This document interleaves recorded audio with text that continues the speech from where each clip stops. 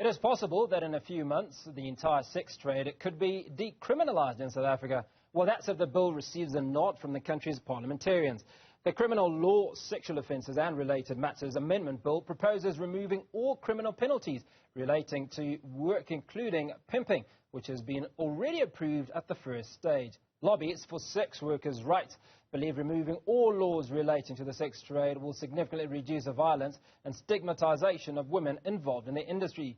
Dr. Marcel van der Walt is an internationally acclaimed investigative research professional with 20 years' experience in combating interspersing criminal economies of organised crime, human trafficking and sexual exploitation. He unpacks this conversation with me on Newsfeed PM. Doc, very good afternoon. Good morning to you, rather, because it's 10 o'clock in Washington, D.C., where you are. Appreciate your time. Now, talk to us, what has led to the push for decriminalisation of the sex trade in South Africa, and what are the potential benefits, or drawbacks, if you will, for such a move?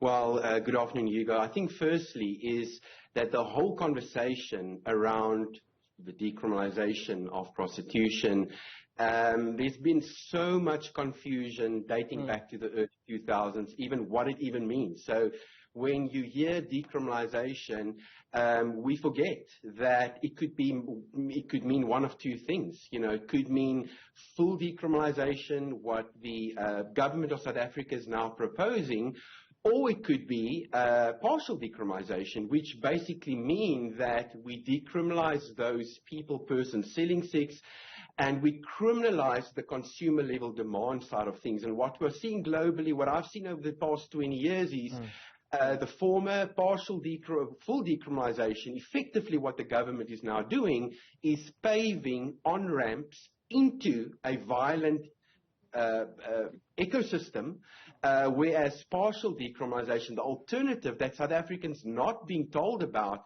that is more about paving off-ramps out of the industry. And there's a big difference. They are polar opposites. So let's talk about who's pushing the bill and which parties are coming up with the bill. Well, so it's clearly the government, the ANC government is now proposing this bill, and there's been lobby groups at the forefront of this for many years, and unfortunately, much of the research, specifically the human trafficking research, that's often presented in saying, well, there's not much of a human trafficking problem in South Africa, therefore, you know, the sex trade could be legalized, decriminalized. A lot of misinformation there, unfortunately. So it's lobby groups, international groups, frankly. We know that the Department of Social Development's individuals there have been pushing this. What I can say unequivocally, Hugo, there's these deep divisions within government, all departments, in terms of the route being taken or proposed by the government, but also en masse confusion about what this really means, because what is being proposed, you know, it leaves more questions than answers. It's like selling a car without the wheels and the kit. So it's really disconcerting in many ways.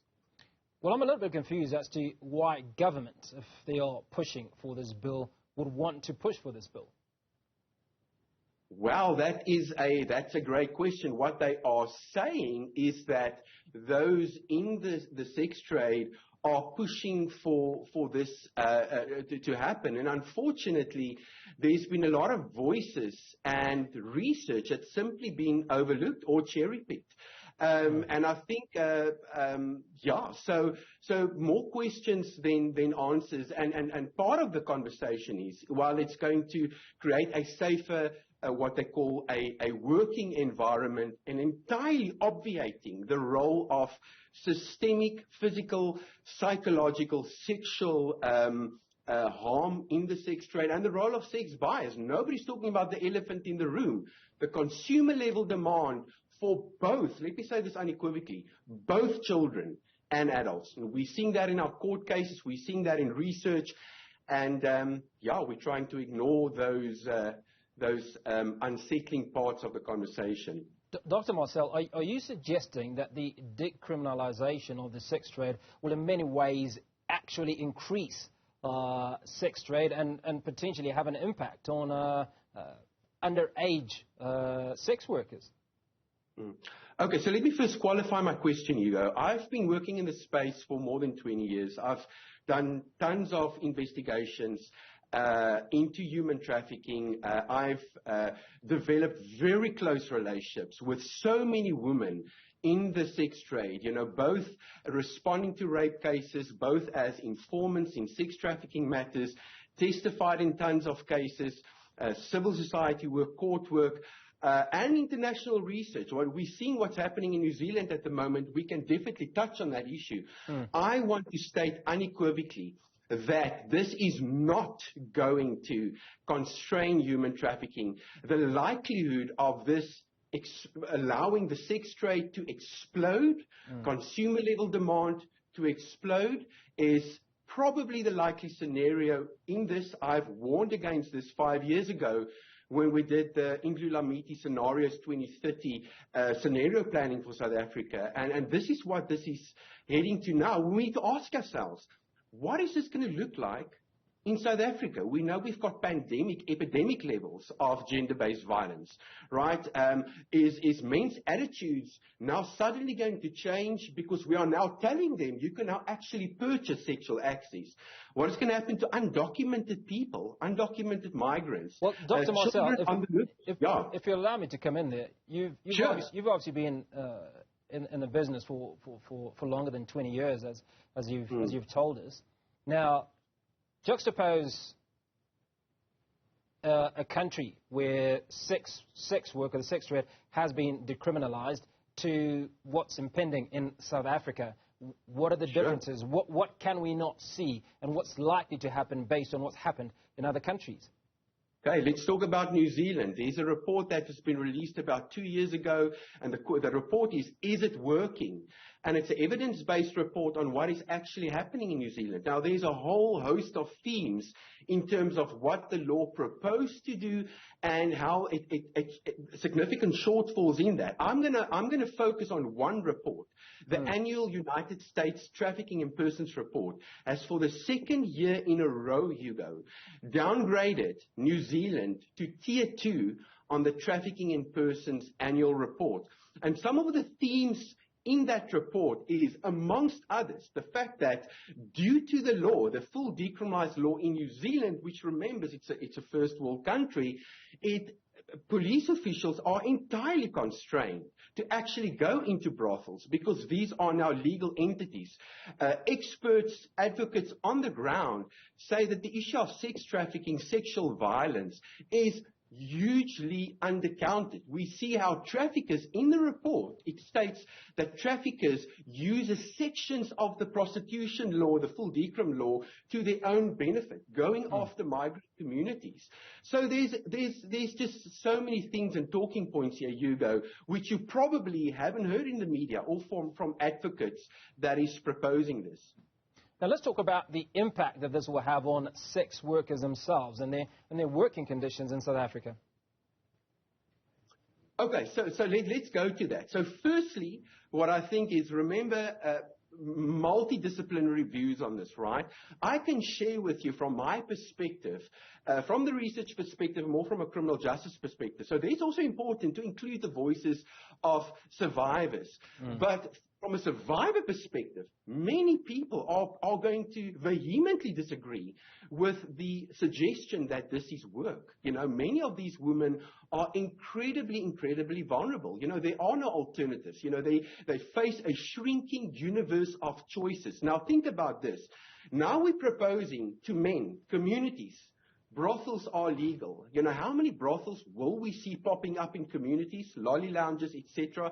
I would argue that arguably not a community is going to be left unscathed by brothels popping up. Now we're also telling men, legitimately now you can purchase sex. We know that sex buyers are incredibly violent. I sent your producer a photograph of some of these line items that is for purchase. Many of the women, they say, well, I'll do a golden shower or a brown shower because some men are willing to pay that.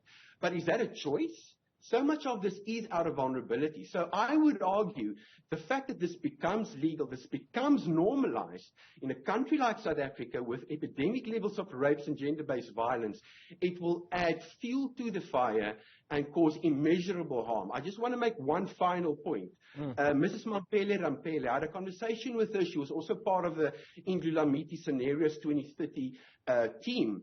And back in 2018, she spoke about the legacy of apartheid. She spoke about the intergenerational harm that still seeps through society and households. I would argue, and this is a date-stamped interview, Hugo, that the full decriminalization, legitimizing sex buying, legitimizing brothels in our community might just be the prompt for intergenerational trauma 2.0. Well, Dr. Marcel, you're speaking to us from Washington, D.C. Talk to us about the sex trade in the U.S., or Washington, D.C., if you will, relative to what we are expecting to happen in South Africa. Sure. So, firstly, the United States has many flaws in the way that things are being dealt with. There's no country in the world, Hugo, firstly, that has the unequivocal golden staff solution to this. The difference here is we know that in Nevada we've got a legal sex trade. Our law firm is currently involved in legal matters, prosecuting so-called legal brothels and brothel owners for sex trafficking, where victims in legal brothels simply disappear because it's legal. But what we do see here, and we've done research now for over a period of 15 years, I've been involved with the research for the last 2 years, where we document consumer-level demand reduction, where we actually go after the people who pay for sex. That creates this enabling environment. And we're seeing that there is deterrence works. You know, you could actually fund exit strategies. You could fund alternative programs through going after consumer-level demand. There's 15 tactics, so it's not a zero-sum game. Alternatives, solutions can be funded, but unfortunately, comparable to what's currently being proposed by the South African government, it's a 180-degree philosophical change. And unfortunately, last point, it is very sad, very unsettling that white men and those in the ivory towers of academia are the ones pushing this as a solution for overwhelmingly poor, marginalized societies, black women and children. That is what we need to interrogate, Hugo. Well, I suppose what we could also interrogate is the kind of regulations that were put in place to ensure the safety and well-being of sex workers, and how will these regulations actually be enforced? I mean, you've talked to the violent nature of many men who purchase sex. Well, maybe we should ask that question to the government. Did they share with us any detail about the regulations? That's the question. We've got a 2-pager bill that repeals the archaic Sexual Offences Act. And, you know, quick comment. A retired judge, Bernard Ngupe, 2 weeks ago, he made this comment. Please go and read his speech. He says, this is a demonstration, quote, a demonstration of intellectual laziness. There are some, close the quote, there are some sections, now we know the archaic language in the old Sexual Offences Act of 1957, but there are some sections, and I've literally got it open here, Section 10 of the Sexual Offences Act, which basically suggests any conspiracy to induce a female to engage in sexual acts and kidnapping for purpose of sexual acts against that person's will, including if such a female is under the age of 16. That's been repealed. So this is effectively trafficking, but this law is repealed. So there's no attention to detail. There's very little information. Again, it's like selling a car without the wheels, and there's many questions that needs to be answered by the South African government. Well, the final question that I'm hoping you can answer is how the decriminalisation of the sex trade will impact law enforcement, you know, and what kind of training do you reckon will be required for law enforcement officials to adapt to the changes? Because right now it's almost a walk-in and arrest, but if it is passed, the scenario will change dramatically. Yeah, so such an important question, and thank you for answering that. There's a radical paradigm shift, right, that needs to happen with law enforcement. We need to understand research is unequivocal. The system of prostitution, it exploits, it preys, it feeds on marginal, vulnerable communities. So the way that this has been dealt with up until now has been hugely problematic. So change is needed, Hugo, unequivocally. So we need to put the Constitution front and center in all of this. So I think, we also need to understand how law enforcement exacerbates this problem. But we need to know that if this goes full decriminalization, there is no model in the world where there's successful policing in a full decriminalized sphere. We see that in the US TIP report. So that is a conversation that needs to be had. How will law enforcement deal with this? We're going to have brothels popping up. We know that for a fact. We're going to be harm. It's going to be diffused in our communities. Will we be able to cope with what stems from that? The police can also not be an observer to every sexual act, which many times, there's gender-based violence, etc. So basically, we're already overwhelmed with gender-based violence. This will put fuel to the fire, and I'm afraid we just don't have the capacity to deal with what is inevitably going to flow from this, Hugo. Dr. Marcel, appreciate your time.